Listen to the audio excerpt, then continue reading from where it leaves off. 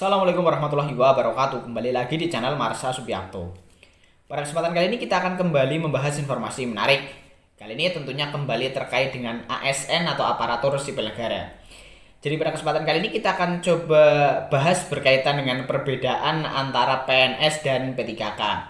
Jadi mungkin teman-teman sudah pernah dengar lah ya perbedaan-perbedaan antara PNS dan P3K.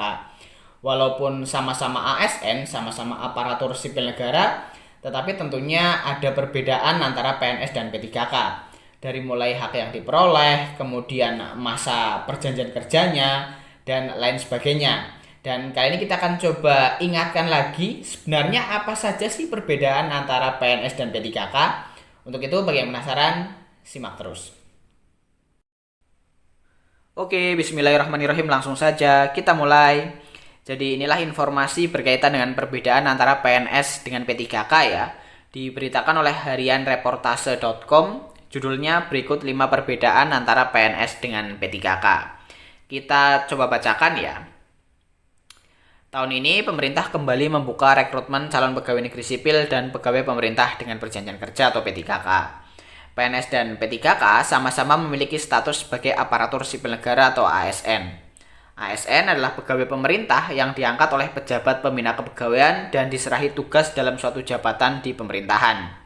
Mengacu pada Undang-Undang Nomor 5 Tahun 2014 tentang Aparatur Sipil Negara, ASN terbagi menjadi 2 jenis, yakni PNS dan P3K.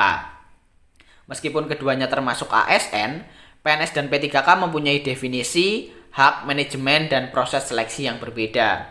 Yang pertama, status kepegawaian.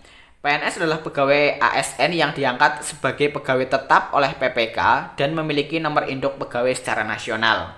Sementara P3K adalah pegawai ASN yang diangkat sebagai pegawai dengan perjanjian kerja oleh PPK sesuai kebutuhan instansi pemerintah dan ketentuan peraturan perundang-undangan. Jadi yang pertama perbedaannya dari status kepegawaian ya. Jika PNS itu adalah pegawai tetap di pemerintahan, kemudian P3K ada masa perjanjian kerjanya. Walaupun sama-sama keduanya diangkat oleh PPK atau pejabat pembina kepegawaian. Kemudian yang kedua dari segi hak. ASN memiliki hak atau kewenangan yang diberikan dan dilindungi oleh hukum, serta kewajiban yang harus ditunaikan. Baik PNS maupun P3K mempunyai kewajiban yang sama, tapi berbeda dari segi haknya. PNS memperoleh hak berupa gaji, tunjangan, cuti, jaminan pensiun, jaminan hari tua, perlindungan, dan pengembangan kompetensi. Sementara P3K memiliki hak berupa gaji, tunjangan, cuti, perlindungan, dan pengembangan kompetensi. Berdasarkan pasal 92 Undang-Undang ASN, pemerintah wajib memberikan perlindungan berupa jaminan kesehatan, jaminan kecelakaan kerja, jaminan kematian, dan bantuan hukum. Lebih lanjut, pengembangan kompetensi PNS dan P3K sebagai berikut. Pelaksanaan pengembangan kompetensi bagi setiap PNS dilakukan paling sedikit 20 jam pelajaran dalam 1 tahun. Pengembangan kompetensi bagi P3K dilakukan paling lama 24 jam pelajaran dalam 1 tahun masa perjanjian kerja. Kemudian selanjutnya dari segi manajemen. Manajemen ASN terbagi atas manajemen PNS dan manajemen P3K. Manajemen PNS diatur dalam Peraturan Pemerintah Nomor 17 Tahun 2020 tentang perubahan atas Peraturan Pemerintah Nomor 11 Tahun 2017 tentang manajemen pegawai negeri sipil. Sementara manajemen P3K diatur dalam Peraturan Pemerintah Nomor 49 Tahun 2018 tentang manajemen pegawai pemerintah dengan perjanjian kerja. Yang rencananya mungkin ini ada wacana akan dirubah ya, PP 49 Tahun 2018. Terdapat beberapa poin manajemen PNS yang tidak ada dalam manajemen P3K, seperti pangkat dan jabatan, pengembangan karir, pola karir, promosi, mutasi, serta jaminan pensiun dan jaminan hari tua. PNS mempunyai jabatan dan jenjang karir berupa pangkat dan golongan yang terus berkembang setiap tahunnya.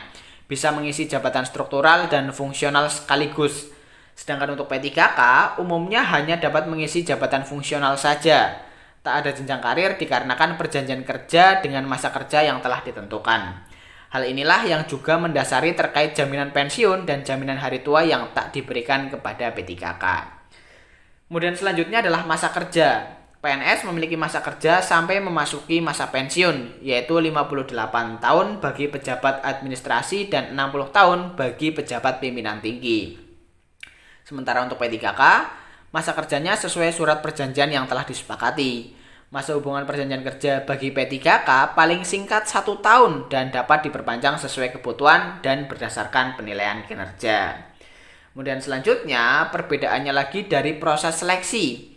CPNS dan P3K memiliki perbedaan dari segi usia pendaftar dan tahapan seleksinya.